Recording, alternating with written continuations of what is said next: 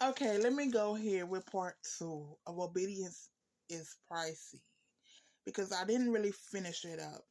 And I really wasn't going to worry about it. But I realized I didn't give all that the Lord wanted me to give. So let me go on. As I was saying in part 1, obedience to God may cause you some heartache and pain. Because you want to let go of him and her. Him or her. But God told you to stay. Obedience to God may cause you some late night suffering. Because you found out your husband or your wife is cheating on you, but God won't let you walk away. Obedience to God may cause you some peace from warring against a certain spirit, against the witch that God told you to take out. Obedience to God may cause you your image because you got folks with the spirit of jealousy trying to tear you down by shaming you, and God said don't respond. Obedience to God may cost you some material things. But God said, I want to know, can you obey me when it's hard? And the other two that I read in the beginning of the ending of part 1.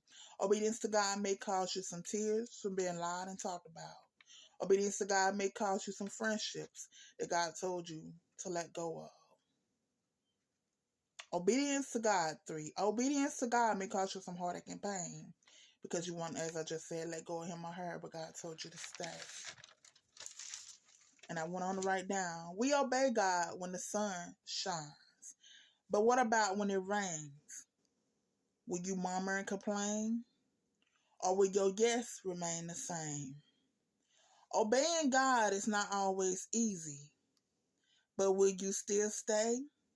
Or will you turn and walk away? I want to know, said the Lord.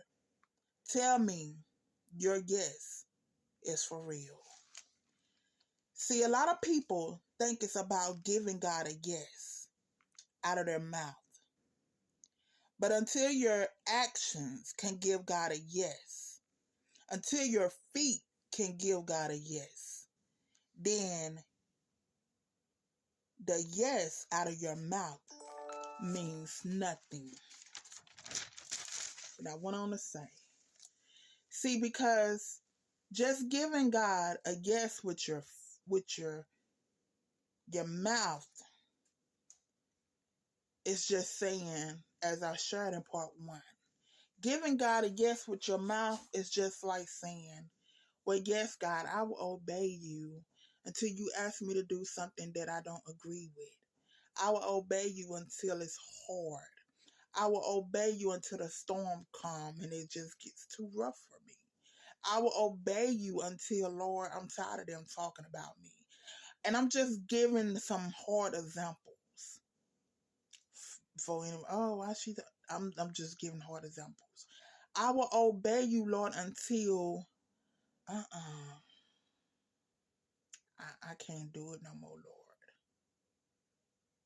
So the Lord said he want to know. He want to know. Will your yes change? Or will it remain the same? I'm going to say this before I go, as I said and stated in part 1 and the beginning of part 2. It's easy to obey the Lord in the good times. It's easy to obey the Lord when the sun is shining. It's easy for me to book a trip to Jamaica because the Lord said, hey, go book your flight to Jamaica. Even if it's on an assignment. Baby, that's a whole vacation and assignment put together. It's easy for me to obey the Lord then. I'm pretty sure it's easy for you to obey the Lord then.